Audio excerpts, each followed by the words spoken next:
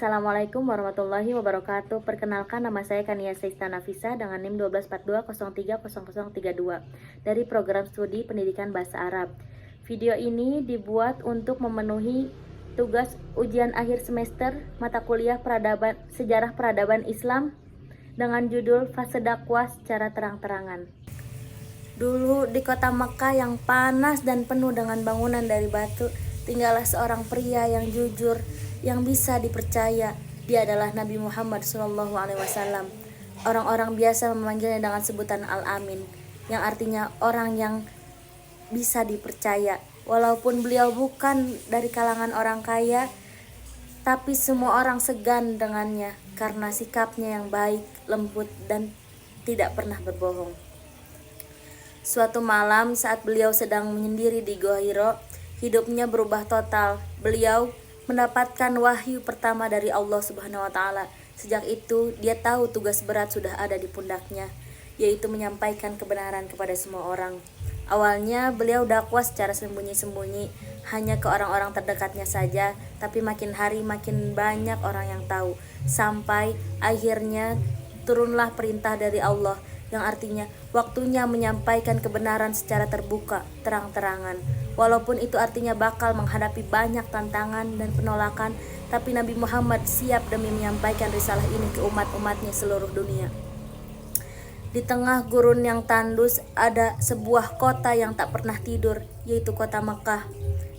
Di sanalah orang-orang datang dari berbagai penjuru untuk berdagang dan untuk menyembah ratusan berhala yang mengelilingi Ka'bah.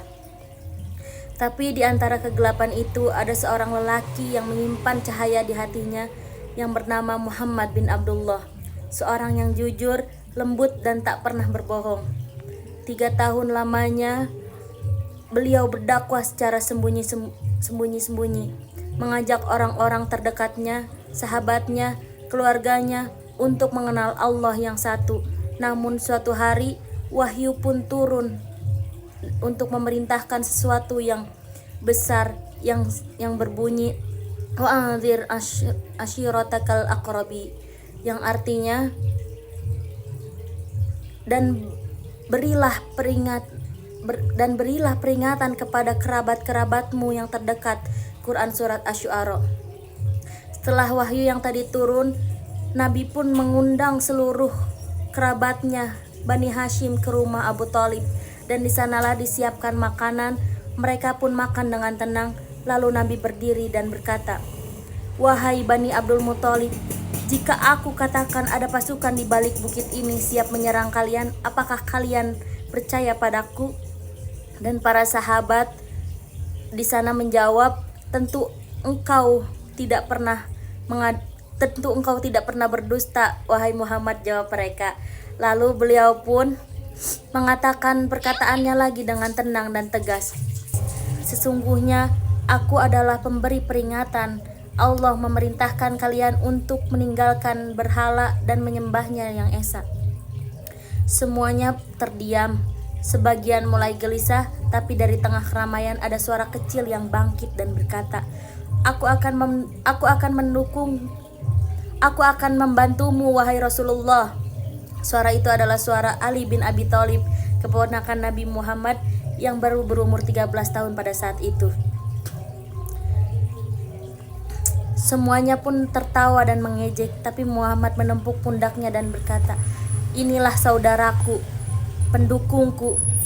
Beberapa hari kemudian, Nabi naik ke Bukit Safa, tempat tinggi yang strategis di kota Mekah. Dari sana beliau memanggil nama-nama suku Quraisy satu persatu.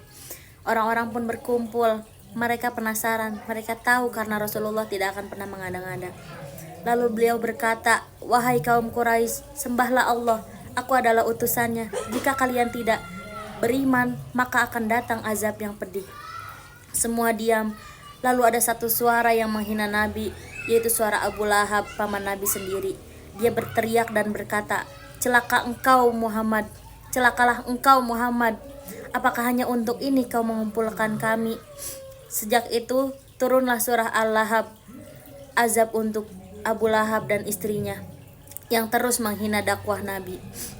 Maka dimulailah masa yang sangat berat bagi Nabi Muhammad SAW. Nabi Muhammad SAW pun kini berdakwah secara terang-terangan. Di pasar, di jalan, di rumah-rumah, ia mengajak umat-umatnya untuk meninggalkan penyembahan berhala dan kembali kepada Sang Pencipta langit dan bumi.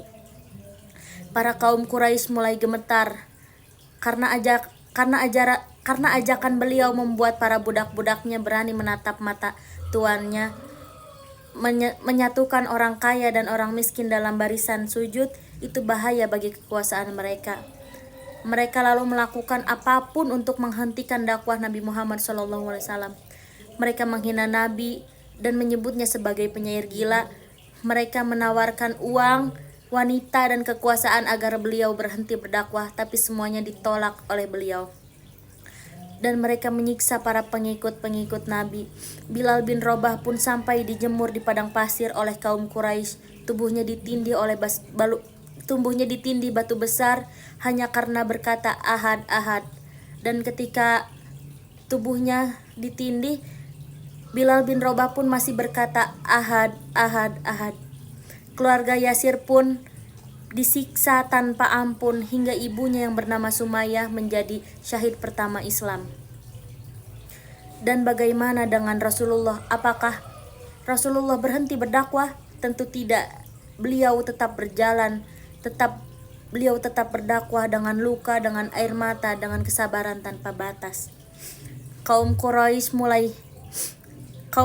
mulai frustasi dengan adanya dakwah Nabi, maka mereka pun mengambil langkah yang kejam, yaitu memboikot Bani Hashim.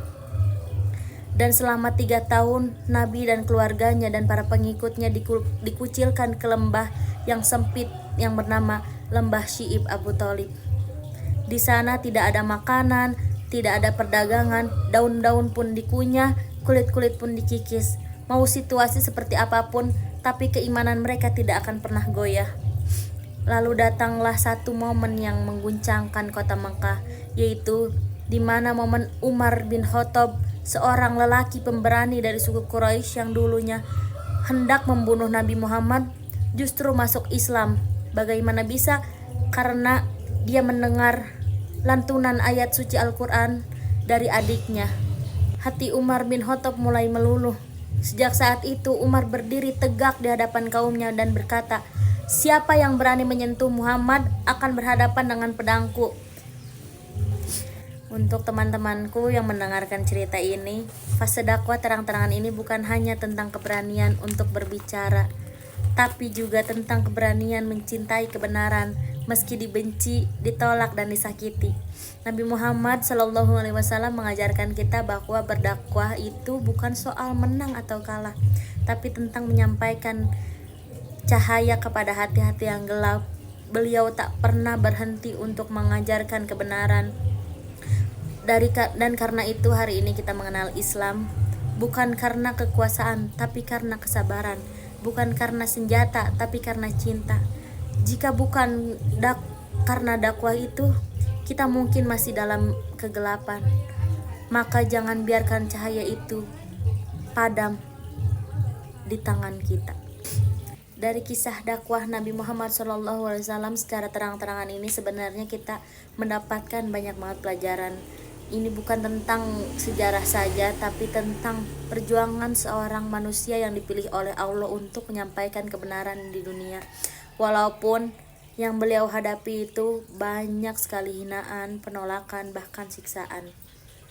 Kita bisa lihat bagaimana Nabi berani berdiri di hadapan kaum-kaumnya, padahal beliau tahu resikonya sangat besar.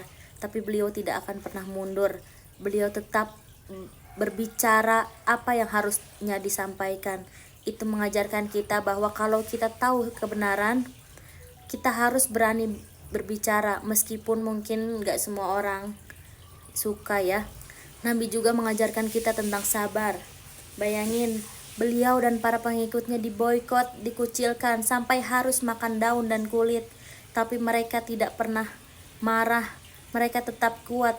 Mereka tidak akan pernah balas dendam, malah makin yakin sama kebenaran yang mereka bawa.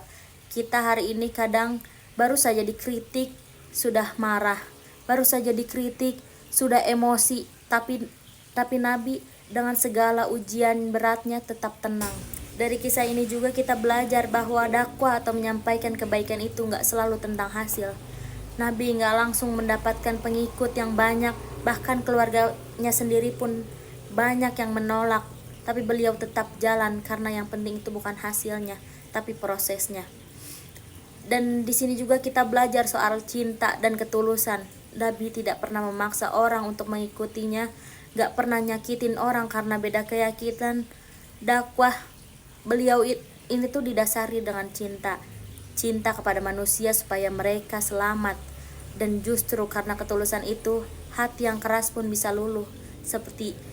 Contohnya seperti Umar bin Khattab, awalnya yang mau membunuh Nabi malah menjadi salah satu pembela Islam yang paling kuat. Akhir pelajaran yang kita bisa dapat ini yaitu sekarang kita bisa mengenal Islam hari ini karena perjuangan Nabi Muhammad SAW waktu itu.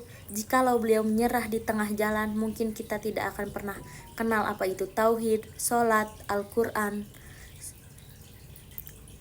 Kita sebagai orang yang udah merasakan nikmatnya Islam, jangan sampai cahaya itu mati di tangan kita.